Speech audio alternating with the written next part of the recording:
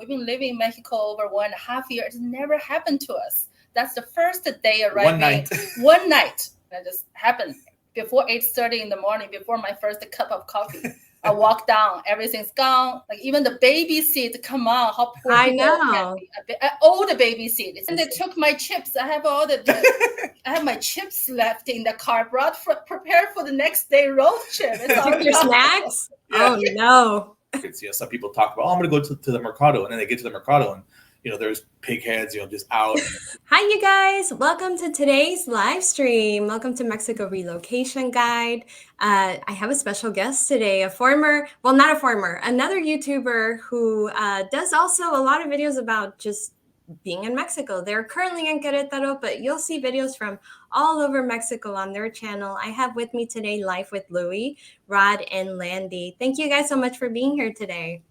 Thank you for having us. Thank you for having us. After this live stream, I'm going to go ahead and put in the comments down below how you guys can find their channel.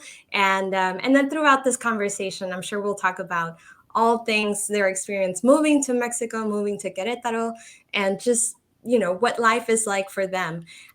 So I just want to go ahead and let you guys join in. I'm going to give you guys here a minute while we get started. Maybe you, Rod, can tell us, where are you guys originally from? Sure. So originally, I'm from McAllen, Texas, which is down by the border. If people are familiar with Mexico, the closest Mexican town would be Reynosa. So I was literally born about 15 minutes from Mexico. I was actually closer to Mexico than any other state in Texas. Yeah, I'm very familiar. If you guys don't know anything about me, I actually grew up in Brownsville, Texas. So we're neighbors in that way, right? I split my time between a lot of time in Mexico City and Brownsville, Texas. So I fully understand what you're talking about when you say the Valley.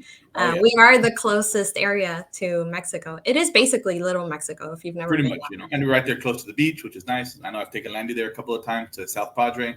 Uh-huh. We were there 1 or 2 months ago with our son. Oh, really? You were there 2 months ago? Yeah. During the hottest time of the year. Oh, yeah. No, about a month ago. Yeah, South Padre. It was a nice day that day. That's good. That's good. So I said I was in McAllen for about 30 years, born and raised. And then I went to Shanghai, and then that's where I met Landy. That's where I'm from, Shanghai. That's so awesome. Yeah.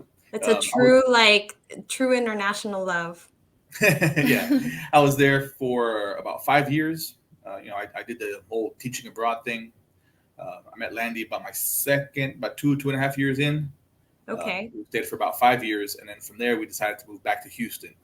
When we came back across, by that time my family had moved to Houston, most of my family. We decided to just join them there in Houston. We have a lot of Texans that watch our channel, and then I have a lot of Texan customers, so I'm sure they'll relate a lot to your guys' story. Now, about when did you guys start researching your move to Mexico, and then more recently, tell us more about that process. So it pretty much started when we got back to teacher. I've been an educator my whole life. That's kind of what my degree was in, and what I got certified in. So when I came back, I started teaching. Then about maybe my 1.5 years in, that's when I kind of started transitioning to real estate. Now, right around the time of COVID, that's right around the time that we were expecting Louie. We got Louie was actually born the day that the schools shut down in Texas due to COVID. Oh, wow. So that was kind of an uncertain time for you to, I'm sure, Landy, you were terrified just in general, you don't really know what's going to happen or. Yeah, just want to protect us. Everyone just stay in. Rod went we just order food. He picked it up, barely walked to any supermarkets. Yeah. Definitely. Because it was so new, and nobody knew what to expect. It was really right at the beginning of COVID when it just hit, the United States and Texas. And we'd always kind of talked about the idea of traveling and moving abroad, possibly. We both have traveled a lot even before we met each other. I've traveled to Europe and South America. Landy as well has traveled around. Mm-hmm. And we always kind of toyed with the idea, especially as we got into real estate and kind of earned a little more money, especially through passive income. And after COVID hit and the school shut down, and then the following year it started back up again. I'm sure people kind of follow the news. They kind of start hearing that there's a teacher shortage, and a lot of teachers started kind of quitting around that time. They started getting a little bit fed up, and it just became too much. And I fall right into that group. I mean, I love teaching. I taught for close to 15 years. I still love the classroom, but it was just everything that started coming down the line, all the excessive micromanaging and all the lack of accountability. It just became too much. And really, because we had talked about it before, I just went home one day and said, you know what? I'm tired of it. I mean, I was physically feeling ill going to work. That's just how bad I felt. Oh no! And I said, you know what? Are you serious? Like about moving? Like, let's go. Let's look at some areas around the world and let's see what we decide on. And then that's when we did some looking in like Asia and Central and South America about places to go. And I think Landy's one kind of came up with the idea of Mexico and Querétaro. Yeah, I just analyzed everything from the location, cost of living, and easiness to get back to Houston if you needed to in a moment's notice. Yeah, that time I saw the direct flight only over 2 hours. Right. That's perfect. You fly to most place in the U.S. more than two hours. So that's why we chose Querétaro. I know that time we also searched for many videos on YouTube. Look into that. Like we chose Querétaro between like Mexico City, San Miguel de Allende, and Guanajuato. So in the end, it was, we have a young baby. I'm not going to take the stroller up and down many times. And Mexico City might be too big. And then also we heard about a bad earthquake. So in the end, we think Querétaro can be a better choice for us. So before that, you had never considered Mexico before, like when you, Rod, had gone to Shanghai and you, Landy, being in Shanghai, you had never considered maybe one day you would be living in Mexico. Never thought about it. No. Yeah, never thought about it. Until we did travel in Mexico through the cruise. Okay.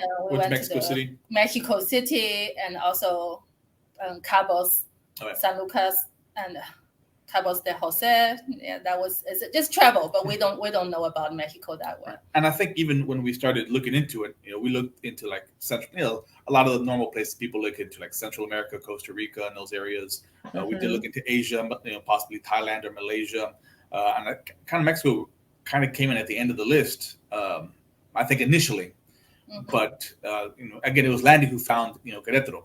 I think like a lot of people, when they think of Mexico, unless they've done some research, most people don't know about Querétaro. And we found the same boat. We had no idea Querétaro even existed until she kind of said, "Oh, look at the city I found." Yeah. And then I think another thing was, you just mentioned the COVID, so it reminds me of the whole situation. We did look into Malaysia, Thailand, but that time all the flights are very, very tight, and all the restrictions. We know Malaysia, they locked down. It's just not easy, especially for that moment. It's too uncertain. And at least in Querétaro, anywhere in Mexico, really, you can, if you needed to, you could drive to the United States. And Mexico was the one of the country just open. Like they don't even care. It's easy to fly quarantine, nothing. We just never had any restrictions, never had a mask, not a mask, a vaccine mandate, never had a testing mandate. Basically, that's why tourism just like skyrocketed from 2020 to 2022, when all the other countries were obviously very locked down and very shut down. Mexico's went straight up. So that's very interesting. When you started looking into Querétaro, what stood out to you, like before you actually moved there? What'd you like? How I liked Querétaro? Yeah. What drew us to Querétaro? Oh, I think one is the weather. The weather is beautiful, and the city is safer, and one of the top safest city in Mexico. And also, it's pretty flat compared to San Miguel de Allende and Guanajuato. Sure. I don't like to hike, and especially those up and down drove me crazy. Yeah, especially with the stroller and having to push that. And and then maybe with like San Miguel de Allende is very charming and beautiful and colonial, but then there's like very broken streets. Right. Whereas Querétaro is more modern, and much more of a city-like. So, things tend to get fixed if there is a broken street more often than somewhere very, charming and kind of old worldish. Yeah, and I saw they have a big shopping mall and their mall, like huge.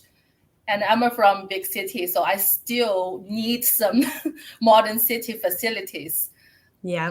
Totally just go from a big city to a tiny, tiny small town in Mexico. I don't think that works for me. Yeah, I think it offered kind of the best of both worlds. It definitely does have that colonial charm and the old world charm in the center. But again, as you start to expand into Querétaro, you do get much more modern facilities. Yeah. And like you said, I think the weather is one of the things that drew us there. I love the weather. We both come from very hot places. You know, McAllen, Houston, Shanghai, very hot, very humid. And so when she showed me the weather, I was like, oh, like that sounds wonderful. Yeah. And it's really true. For anybody who's watching and you don't know what the weather is like in Querétaro, it's basically like springtime year round. I mean, the hottest it can get is like in the mid 80s, but that's like very hot. But it's usually like mid 70s to low 70s. And then at night it drops to like the 50s. Right. But it's just gorgeous and it's not too humid. It's very green. It's very lush. It's very beautiful. And that's what attracts a lot of people there because, you know, so many people are so focused on just the places that get publicized by places like International Living or these other companies where they only talk about like San Miguel de Allende or like Chapala or Playa del Carmen or Puerto Vallarta or, you know, these like big expat hotspots. But I think Querétaro really is starting to like become one of those places because it's getting talked about so much. I think so. Have you noticed that like more and more people moving there? Yeah, I mean, definitely just by when we did our research from the time before we moved there to the time we got there, we've noticed, or maybe it's just because we are into it a little bit more, but it does seem like it's becoming a little bit more noticed than before, you know. And we even thought about, you know, the beach areas as well. Like most people, we thought about that, the dream of the beach, you know, sandy beaches and go to the beach all day, every day. And but then we thought better of it and like, yeah, it's a nice dream, but after 2, 3, 4, 5 months, a year, do we really want to be in that hot weather, sandy, kind of dusty, like every day? And we're like, let's try something a little bit different. Yeah, like you can always go visit. You don't have to necessarily be there. That's what she said. Yeah, exactly. If I live in the beach town, probably I don't go to beach every day. Exactly. Or visit most people beaches, don't. Right? And if you already live at a beach, are you going to go vacation at another beach? Exactly. Yeah.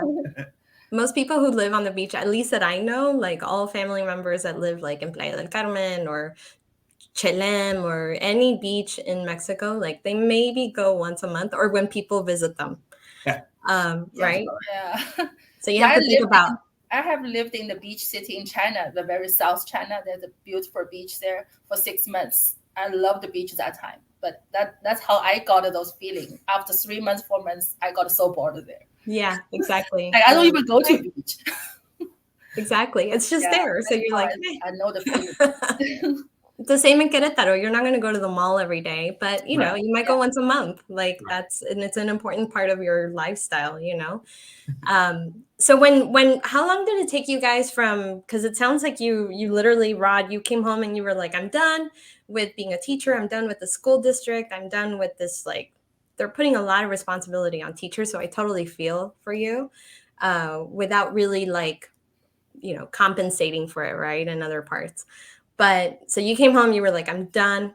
And then how long did it take you guys from like that moment to actually make the move?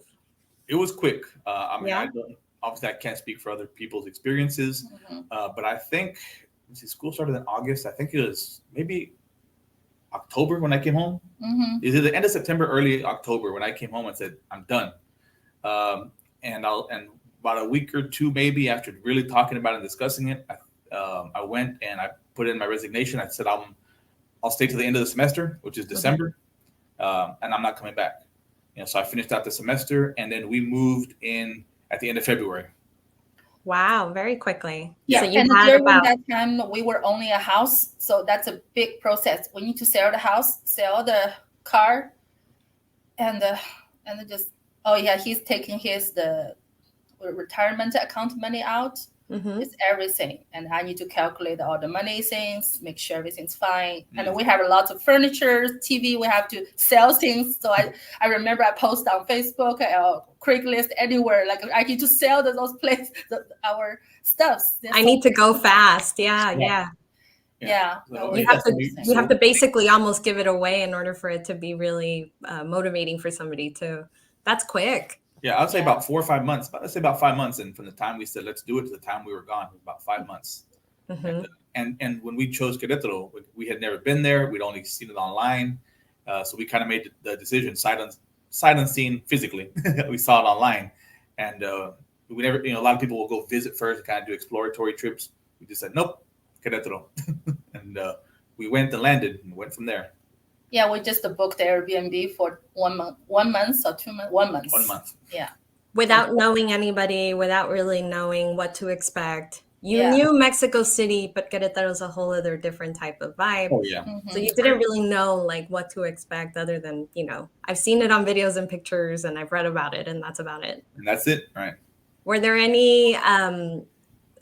I'm sure there were like really good surprises, but I'm sure there was also negative surprises. So can you tell people some of those? So maybe somebody who's researching and watching this right now and thinking like, what should I look into when I start researching this? If I don't have the time or maybe the means to travel there before I'm moving there, what would be some like things that you learned that you would give advice to others? I would say probably the first thing would be like budgeting. Can you afford to live there? I think that's one of the most important things. Big issue. Yeah. To make sure that you can afford to live there, and you can, whether it's through income you have that you've generated or retirement fund, you really kind of. And Landy's great at that. I mean, Landy's amazing. I mean, she can really sit down and she put the numbers together, and every little tiny expense. I mean, I'm a little bit more like kind of the big picture. I can think of the general big ideas, this, and then she'll be, what about this and this and this and this and this? What about the return tickets? Yeah. What about those emergency funds?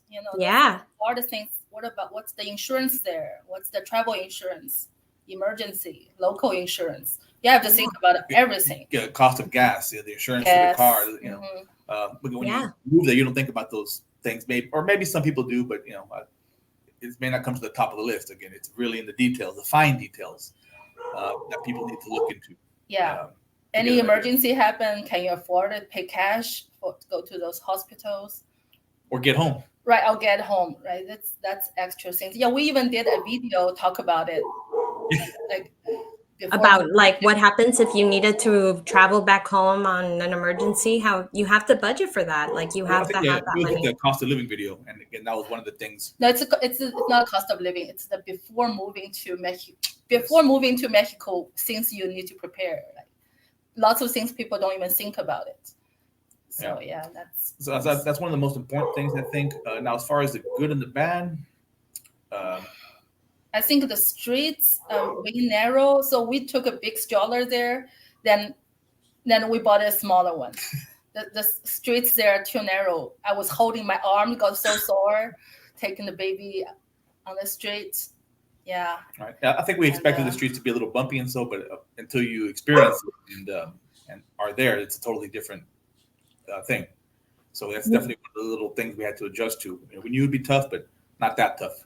Because again, baby at that time. I think Louis was barely a year. Yeah, he was just barely a year, or less than a year. His birthday was in March, so he was just under a year. So that was definitely a big. Yeah, he needs to be held. Like there's no negotiation on that. Right. So we have a lot of people on here right now, and I just want to acknowledge all of them. Thank you all so much for being here. I see you guys saying hi. We have Keith here, Scott, Naya, Zen Maiden, love the handle name. Keith, Mary. We have a lot of people here today. Yeah, I just saw that lots of people here. I love their YouTube channel, says M. Woodson. Oh, thank you. Thank you, M. Woodson. So awesome. Now, a lot of people, I'm sure, are going to be wondering, like the biggest thing that a lot of people in your age group, right, are wondering is how can I afford to stop working?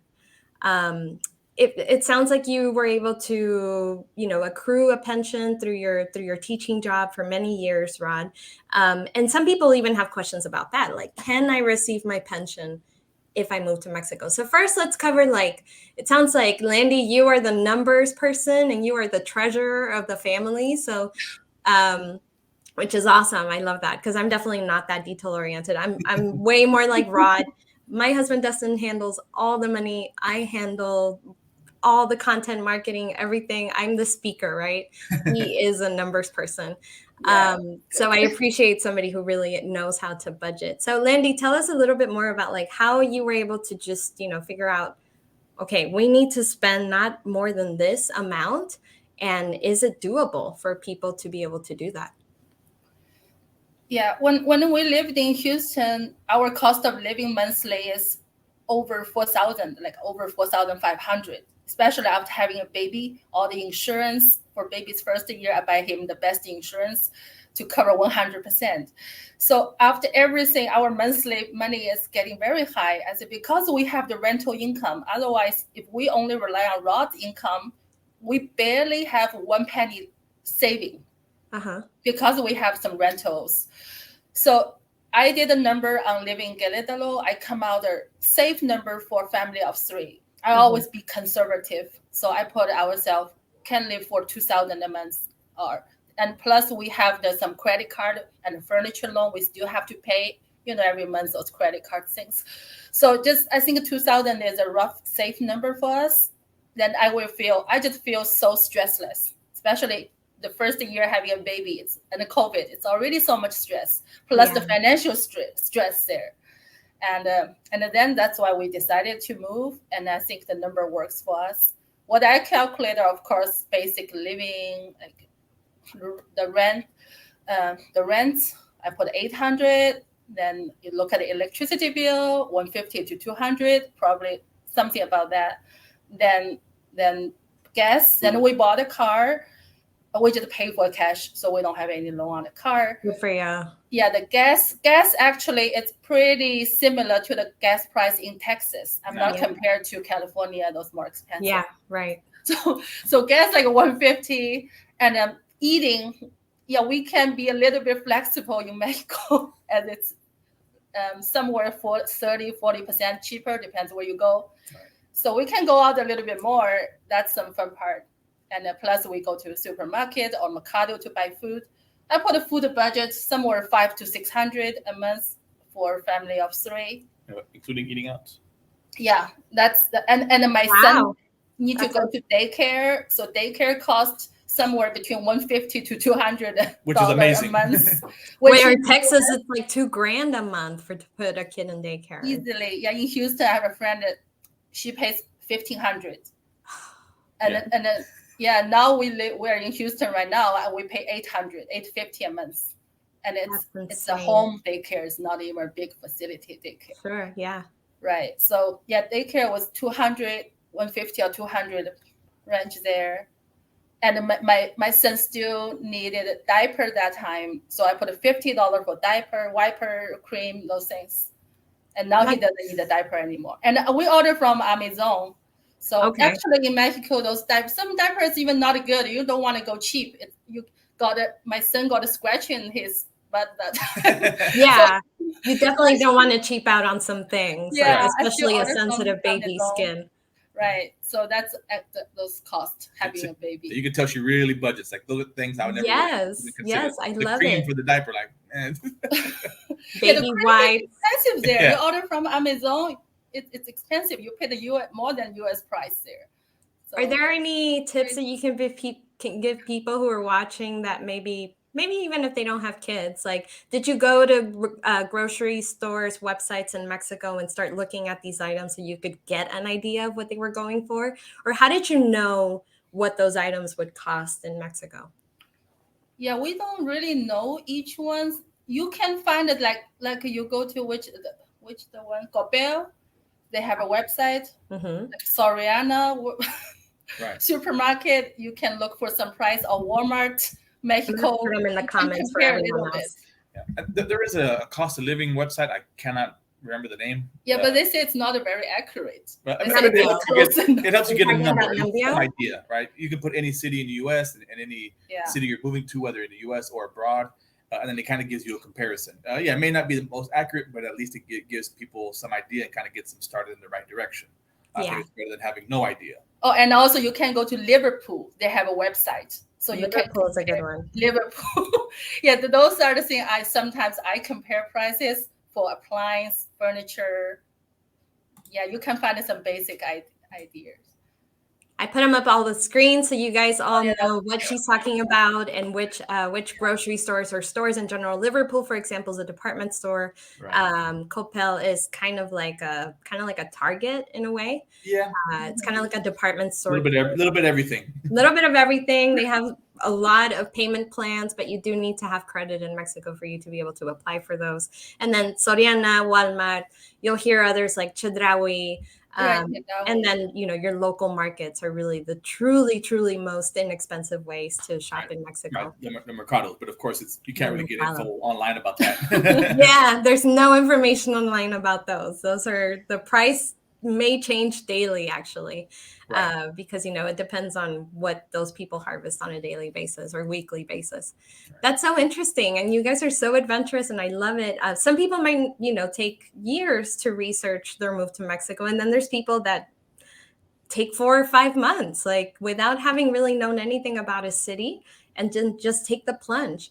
So how did you guys go about when you arrived? How did you go about knowing how to get around, knowing, how to find your actual rental? Like, give us a rundown of how you guys got your footing. So I think when, like Landy mentioned earlier, when we first arrived, we just went through Airbnb. We'd heard that's kind of the best way to go. Yeah. We did a month, and that's, I think, pretty smart, somewhere between 1 to 2 months. So you can kind of start exploring the town, the different areas of town, see what you like. And at the time, we were working with a realtor, and she helped us kind of look around for different apartments, because we knew we only wanted to be about a month before we moved in. And I think with maybe pretty similar to a lot of places in Mexico, especially interior, it's usually pretty safe to start in a centro, because again, that's where most things are going to be. And it's going to usually be easy to walk around. You're going to have a lot of amenities very close by, walking distance. And most people show up and they don't have a car, just like us. Mm-hmm. So we decided to stay in the centro. Everything we needed was just right out our door. We were in a very, very central location, very good. But some things you better be aware of if you live in the central area of most towns in Mexico are fireworks and church bells. Loud. Those church bells go off at maybe 5, 6 in the morning. Fireworks can be any time of day, any time of night. So just be prepared for that if you stay in the centro. And if you're a light sleeper, you may not want to stay there, or get some good earplugs or something. Yeah, and earplugs might not even be strong enough because they might be setting them off next door. So if you're lucky, they're setting them off streets away, but you might not be so lucky one night. So right. Yeah, I definitely agree with Rod. If you are very sensitive to noise, just be honest with yourself, right? Like, you might really want to be close to a city center, but you have to be honest with yourself. Like, that is where the noise will come from. Right. And again, in most cases, Querétaro's not that known for it, but other places may be known for like clubs and nightlife. Mm-hmm. And you see a lot of those on the threads online, like, oh, I'm here at my Airbnb, or I just moved into a place, and it's 3, 4 in the morning, and I just hear the bass going. Like, yeah, you better be aware of that. You want to be where the action is. You better be ready for all the action. Oh yeah, talk about Airbnb. Yes, I have a friend rent a place there outside in Querétaro. She rented Airbnb first, then she signed the lease with the landlord. So I like the location, everything's fine. So for 1 year, then she told me, no, my God, you know what? My left door, my right door, both are Airbnb. I didn't know that until those parties keep going on. I couldn't sleep. Oh no! And now she signed a lease for a year. Yeah, so I think that's some warning for most people. You're gonna check who are your neighbors. Are they Airbnb or homeowner? What kind of people live there? If I agree. You never know. Right. People party there. Yeah, before signing a year lease with somebody on Airbnb, anywhere for that matter, see if you can negotiate a 6-month lease, right? It's not always possible, and sometimes a really good deal is too good to pass up. Like, if you find an amazing rental in your budget, it's fully furnished, you love the location, you might want to move on it. especially in a very populated city like Querétaro, where rentals go fast. I mean, something's available today, it might not be available that evening. Sure. So they go fast, and you have to jump on something sometimes fast. But I totally agree with you, Landy. Once you're signing a lease, you're signing a lease for a year, and some people do break them, but just do as you would in your country, right? If you are signing a contract, assume that you are going to be held liable for the rest of the terms of that contract, right? And also, if people could talk to some neighbors, ask them how's the water. But my friend also told me the water always got issues. She keep running down. Use her poor Spanish to talk to the maintenance people about the water all the time. So that's something they also didn't know. Water pressure in Mexico. Yeah, great point. And internet. What about Spanish? So I assume, Rod, that you may know a little bit of Spanish because you're from the Valley. Yeah. But assuming that you don't know anything, and Landy, I don't know if you know any Spanish, but no. My level was 0. I maybe only know hola and adios. That's all. Yeah, help or something like that. Ayuda or something like that. Yeah. So I just used I bought on the Duolingo app. So just learning Spanish. But still, it's never be that good. That's not a conversation, though. I mean, just can be survival level. Order food, read the menus. Yeah. Would you then say that Querétaro is a good city for somebody who doesn't know any Spanish? Probably not. No. In my opinion, could you get by? Yes. But as we mentioned earlier in the interview, Querétaro is not really a big expat hotspot. So you're not going to be dealing with as many foreigners. I mean, there's a lot of questions on the forums for Querétaro, like, where are the expat areas? Like, are there expat communities or neighborhoods? And the real answer is not really. You might find a small or slightly higher area with a percentage, but it's still going to be very, very tiny. So could you get by? Yes. Is it better to speak Spanish? I think so. My level is probably about intermediate, high intermediate. It's definitely not perfect, but I can definitely get by and ask questions and survive there, pretty easily. As compared to, like, if you go to expat, if you go to certain areas in Mexico City or some of the beach areas, you're probably going to run into a lot more expats who can help you out. Querétaro, I would say it's probably better to have a decent amount of knowledge of the Spanish language before you get there. But you can't survive if you don't know any.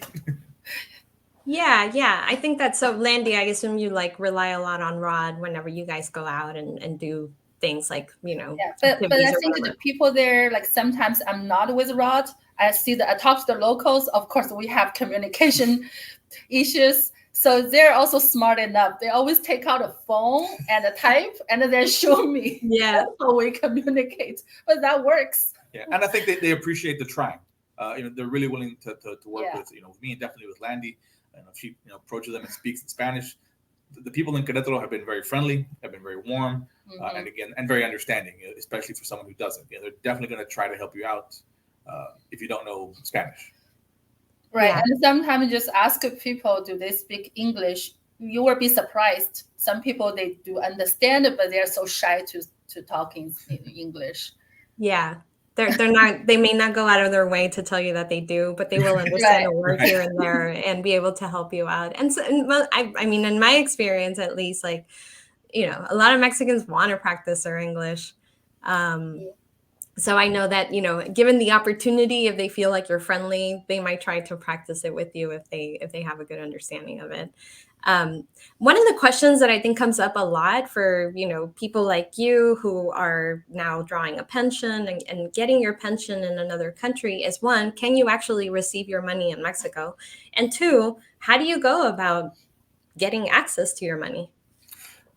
So actually, I don't really draw my pension. So you go for your rent. Right. Most of our money comes from our real estate. Okay. And through our rentals, we have cash flow that comes in every month, and that's how we're able to. That's what we use to live in Mexico. I pulled out money from my retirement, but that was just a one-time withdrawal. So as far as receiving it monthly with a true pension, I really couldn't answer that honestly. Okay, no worries. Yeah. So again, how do you get access to it? Do you have a bank in Mexico, or do you have a bank in the United States? Like, how do you? So at first, we would just you can use your American bank ATM card or debit card in Mexico. So that's how we did it at first. And then we also did have an account through Wise. For any big purchases we had to make where we had to transfer large amounts of money, we would go through Wise.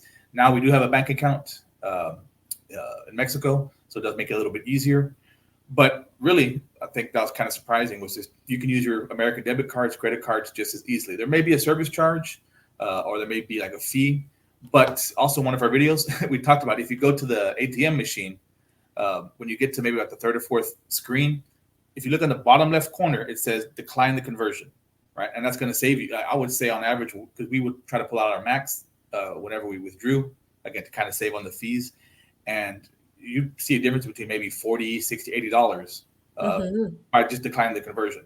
So, and I always remember on one of those threads, somebody who said, I've been living here for 2 years and I never knew that. So wow. You just saved them a ton of money that right, whenever they go $80 every time you withdrew for 2 years, how much they could have had in their pocket. So I think it's something definitely just to remember. If you withdraw, decline that conversion, you're usually going to get a better rate through your bank.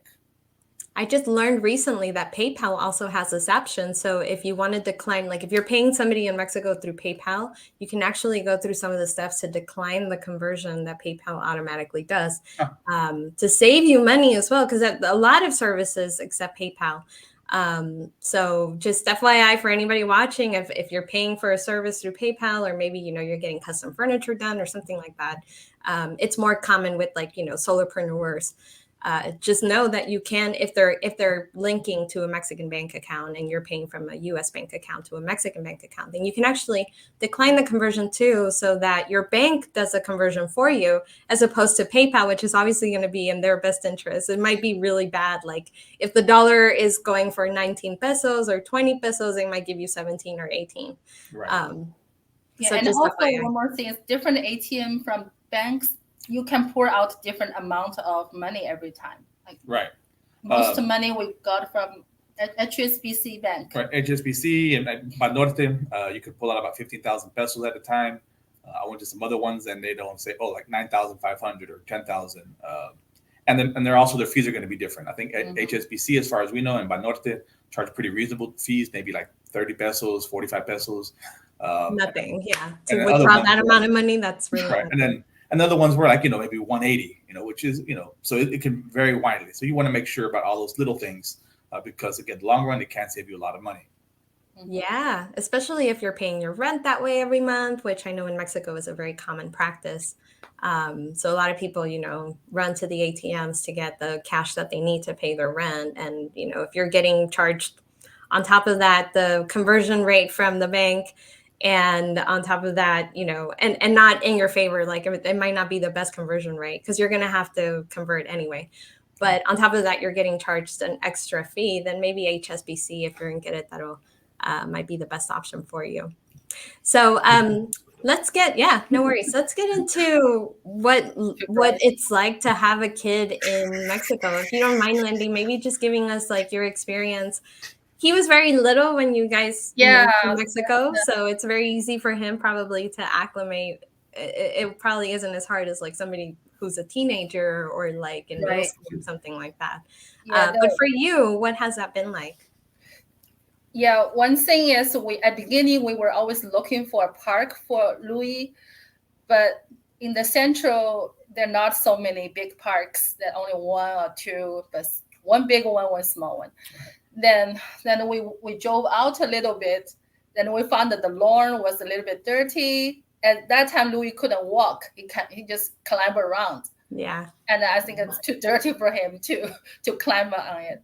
But later on, he grew up. He couldn't walk, so it's much easier. We took him to different plazas, so he can just walk around, play around. But not for the facilities. I think there's a lot of facility for kids are running down. And we took him to the park in Alamos. Alamos in Querétaro is one of the nice neighborhoods. Yeah. And we took him to the playground, all the slides. I got excited. Also, that's a big slides there. We drove all the way there and I got disappointed. I said, whoa, that's broken there. Louis' foot can stuck in the middle. Yeah. Like there are a few places they just less of maintenance. Like such a nice neighborhood. Right. There was like a little rope bridge, and like the rope bridge was broken in the middle. Like there was a board. Some of the plastic on the slide, like towards the bottom where where the kids land, was broken, so they could catch their feet. And that's what we noticed with a lot of parks out there. Definitely not to the standards, I guess, of the U.S. or Canada for the most parks. Mm-hmm. So if you do have a child, that's something you got to be prepared for. And especially in Central, like she mentioned, the only place we could really take them was to the plazas, and he could run around. He had fun, and they're definitely safe for that. But as far as things for him to do, like slides and swings, not really. Yeah, unless you live in like a gated community that has its own parks, and then you pay like a monthly maintenance, which that maintenance goes to those kinds of things. But if you're relying on like the government is really good at making a big deal when they open something up that's new, but not really good at maintaining it when it goes downhill. Right. So that's just something that the last year we bought a house. It's mainly for the family and the kid. So. Yeah, and we were also disappointed for such a nice neighborhood. Yeah. We just saw all the swings were broken. Yeah. And it took 6 months or until a couple of months ago, finally, that what took them that long to fix those 3 swings? It's totally broken. And it's enough people complain that's what took them that long. They were waiting to see. But where we live definitely is one of the nicest green spaces that we've seen. Yeah, it's huge. It's much better. Yeah, huge park, nice area. Definitely better than, as far as for those facilities, definitely better than the center area, Queretaro. Yeah, I think that's something the people who has kids need to be aware.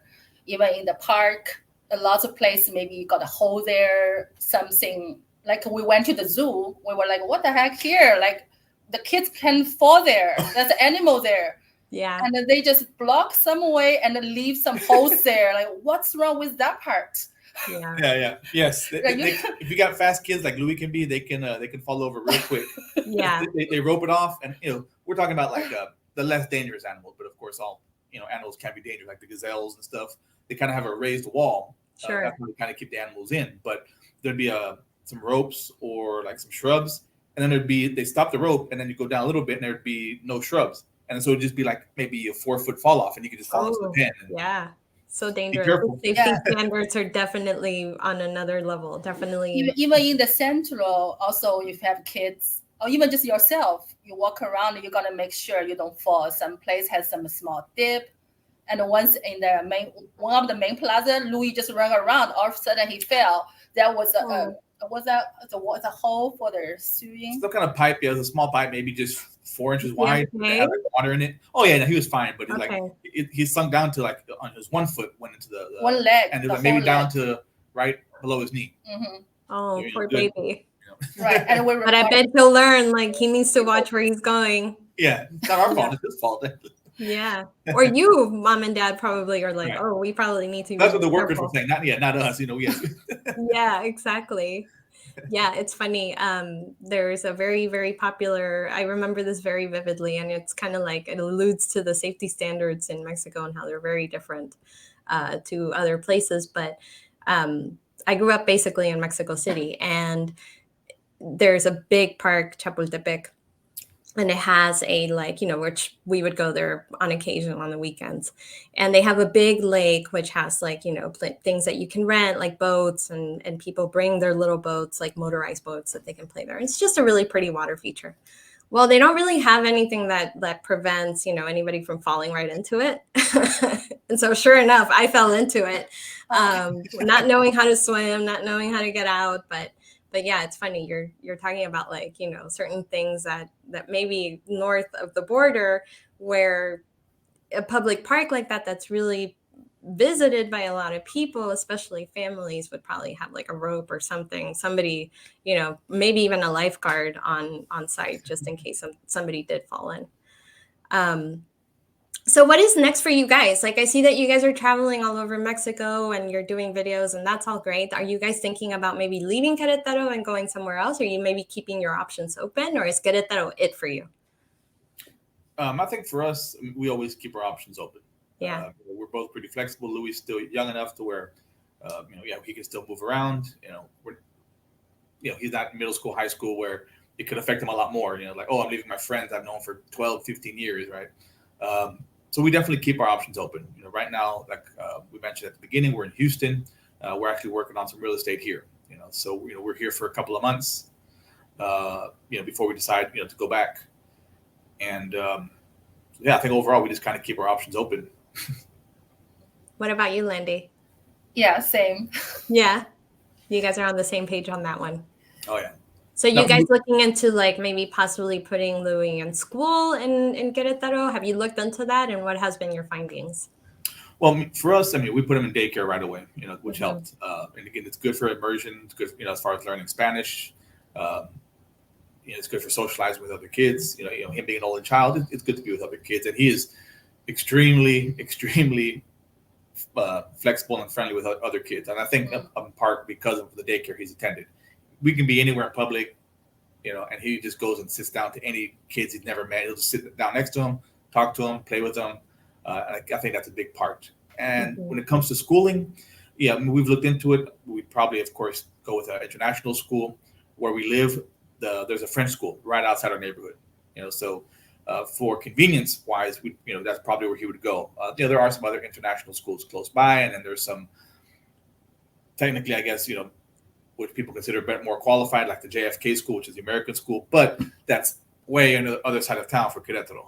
So do we want to send them there, or convenient, send them right outside the neighborhood? It's a French school, but they also have an English program there.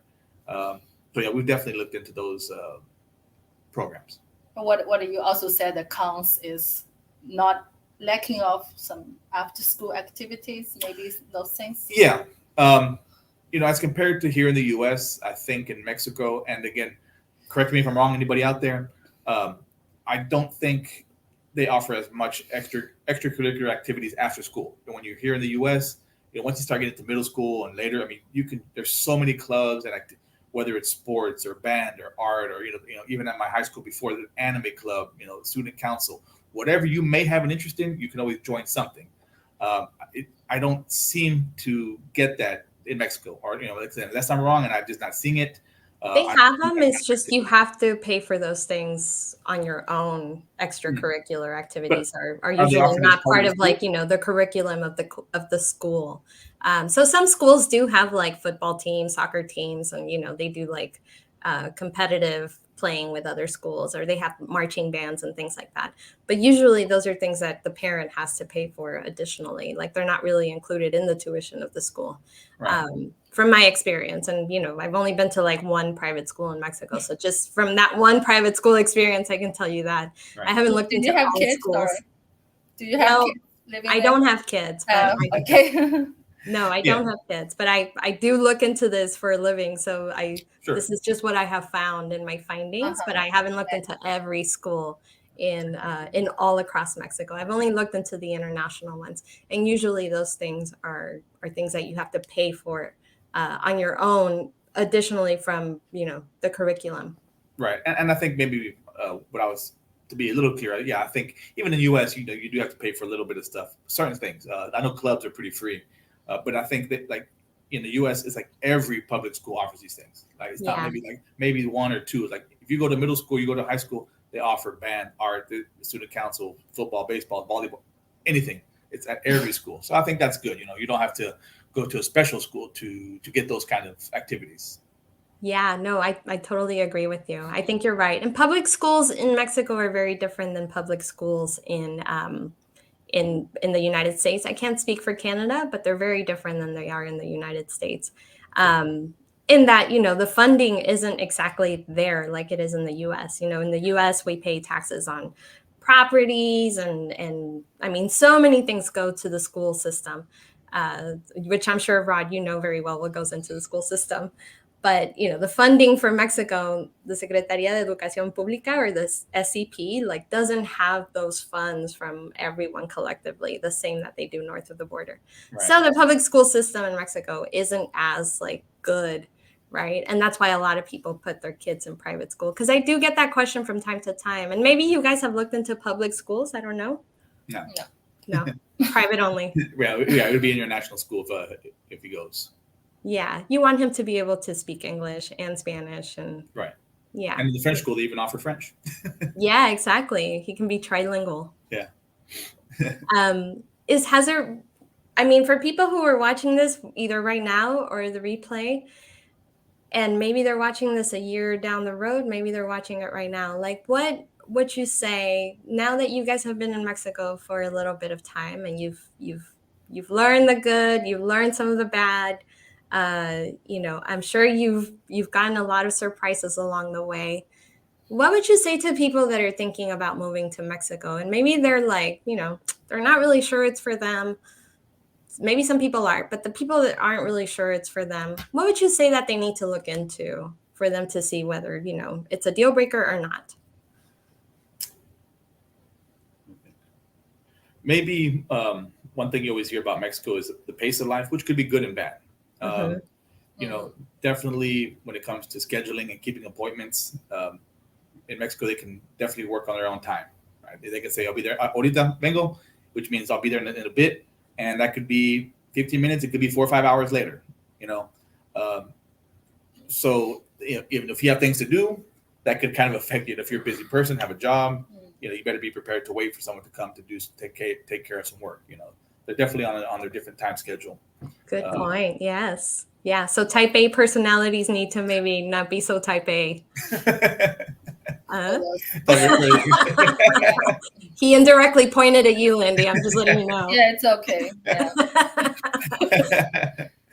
You've had to learn to adapt, Lindy, to the slower pace of life and that things don't happen fast, and maybe even Mexican bureaucracy. Yeah, I do. I'm a fast-paced personality. I do everything. I like to be on time and be productive. Everything just go, go, go. Yeah, that's kind of a little bit slow. But yeah, that's how it is. But we live in Mexico, also try to slow down a little bit. Yeah. But it's also kind of against my personality. I'm not really a slow person. Just that's how I feel. Yeah. Then I think just maybe like standard of living or quality of living.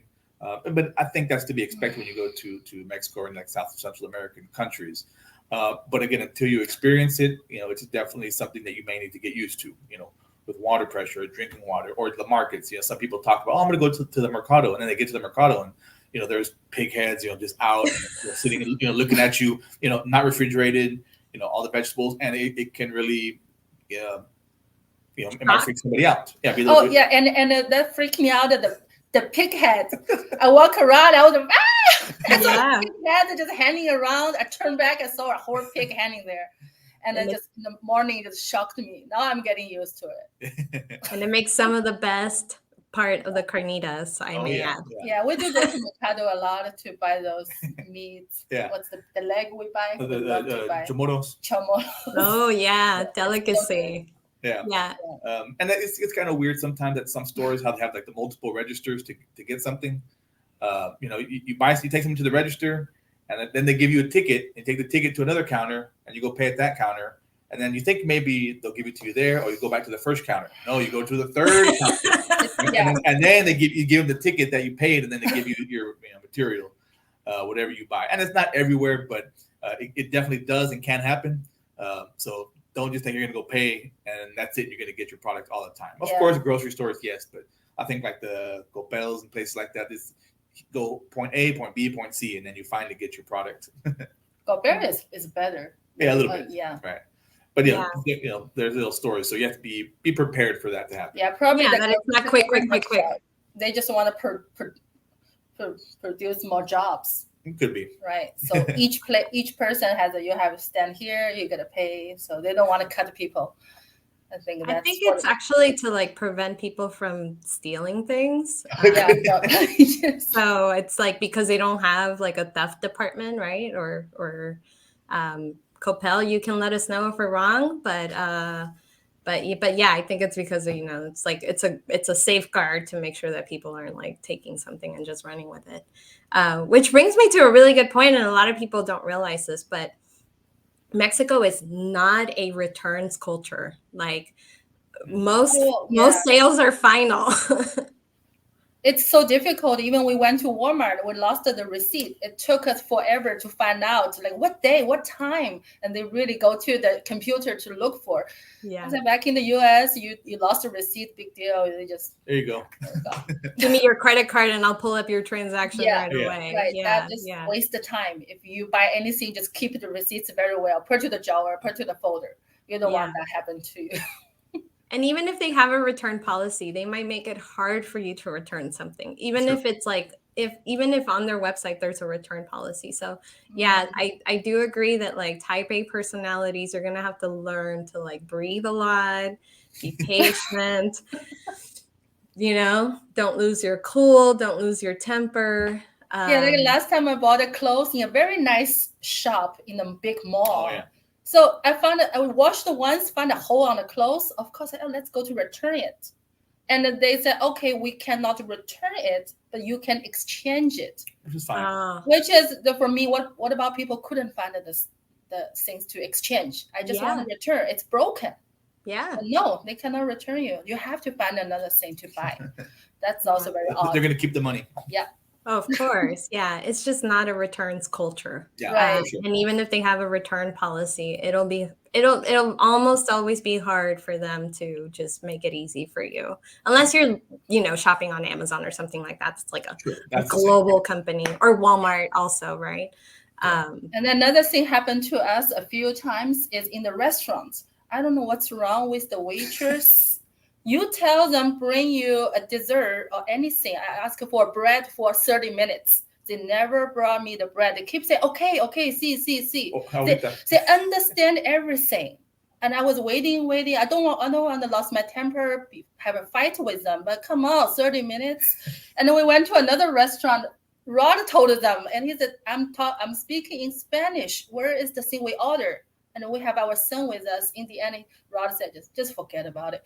Yeah. We talked to two waiters. Both say, okay, see, and it never happened. Then they just walk away. I said, what's wrong with those people? Just nobody home. You know, that lights on, nobody home. They're okay. So that's why you're going to work in the restaurant for the rest of your life. You don't. It's just different, right? Like it's a different culture, and most people are like, they're either. It also varies, right, on the quality of places that you go to sometimes. Like a higher end place will have really high end wait staff. If you're going to a very inexpensive place, and you know the wait might be literally very, very long. So you just so anybody watching, you just have to learn to know those differences about even at a grocery store, right? There's levels of grocery stores, and some have like fresher food and higher quality meats and higher quality, kind of like in the United States too. Right.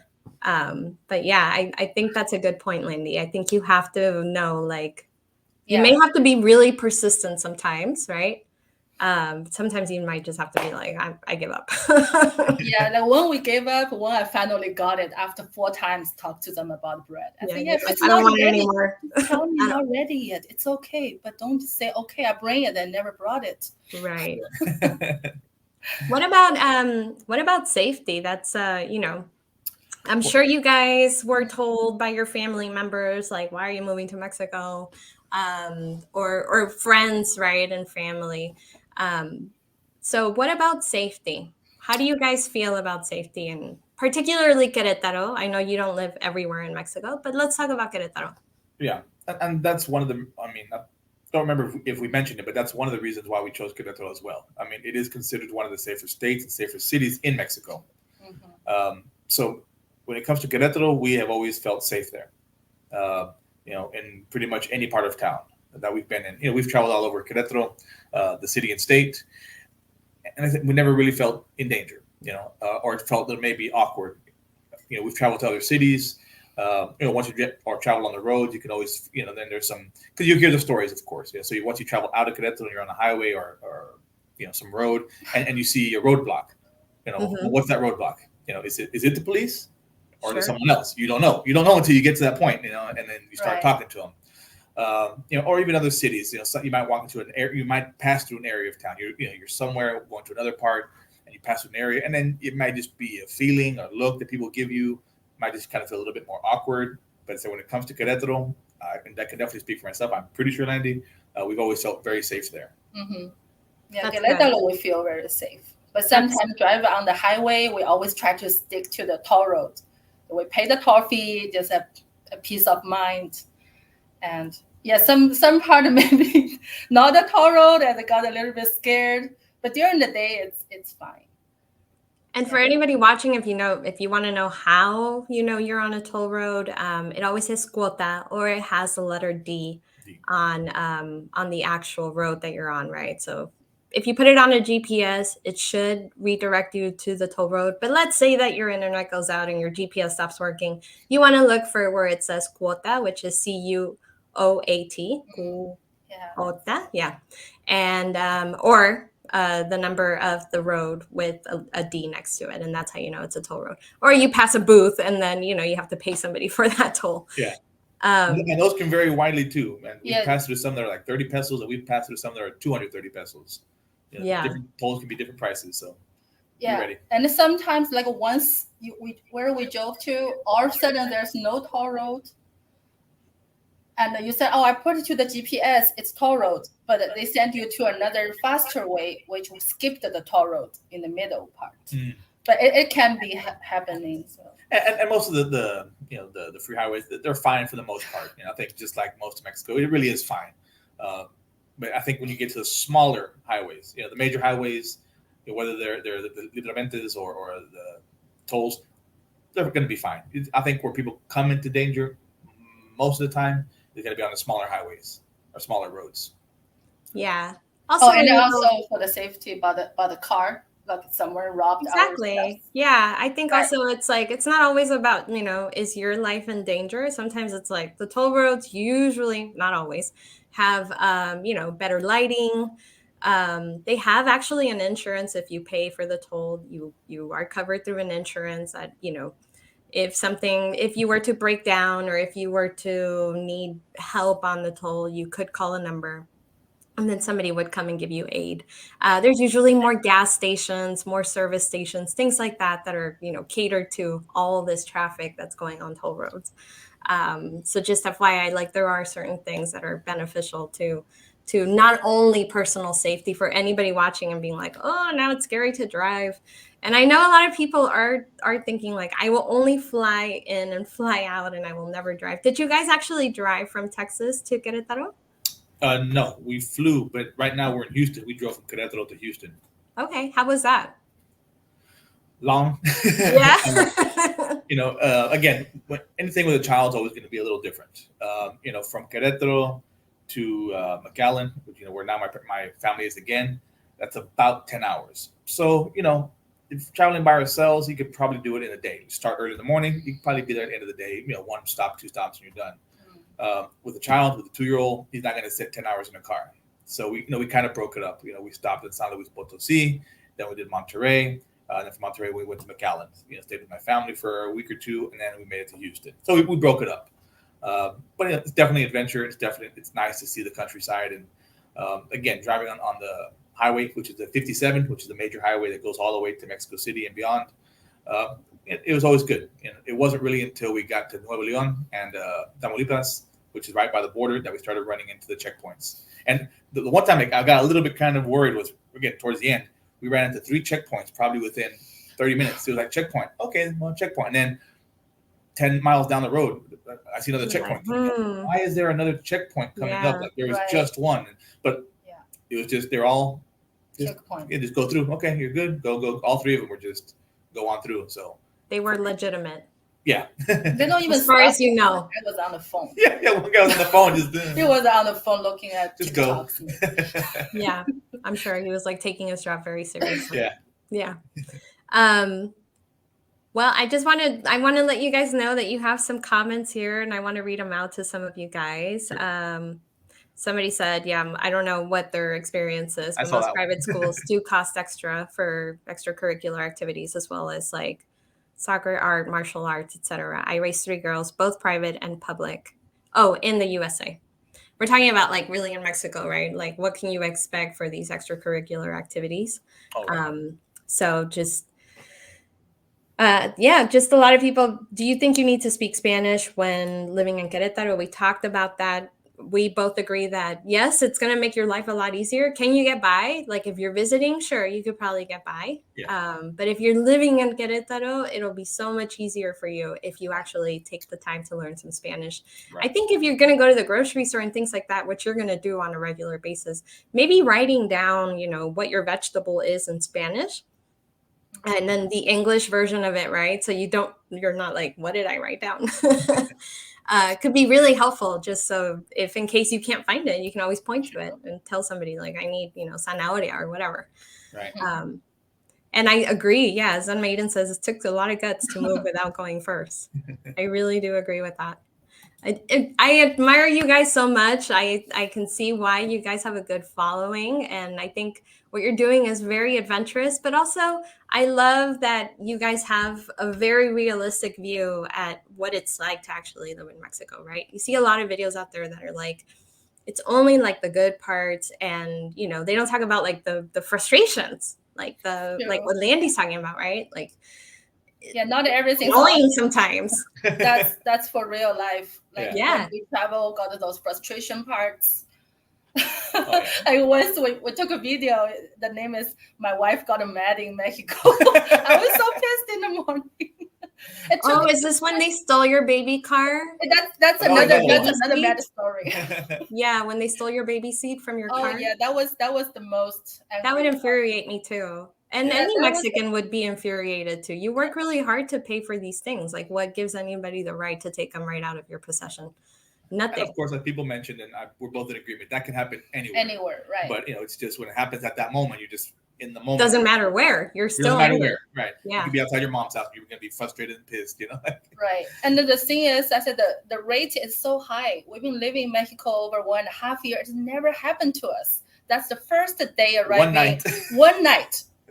The next morning we just plan to take off to Monterrey, and it just happened before 8:30 in the morning. Before my first cup of coffee, I walk down, everything's gone. It's like even the baby seat. Come on, how poor I know. Old baby seat. It's not new. It doesn't matter. It's yours. Like, you worked hard for those things. And they took my chips. I have I have my chips left in the car, prepared for the next day road trip. Took your snacks? Yeah. Oh no. I forgot to take upstairs, and we just one night, just a little bit of popcorn, something for my son, for me, and it's all gone. And Not what cool. Our gimbal for video. Yeah, that would piss me off. It was just on the front seat. I forgot, and it's all gone. Because that's one thing that is not easy to find just anywhere. Like, you can't just walk into like a Coppel or any Coppel. Like, it's like not every store has gimbals and things like that. So we ordered on the Amazon again. Wait until we back to the US and then received it. Yeah.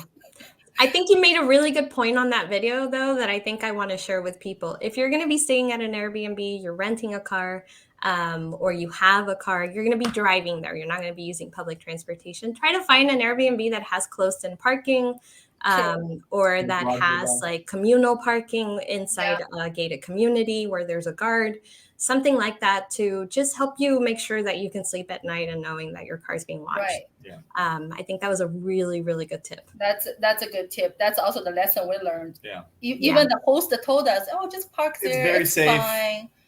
You can just park right in front of the building. And we literally parked right in front of the door. We walked to the door straight to our car, like 2 feet.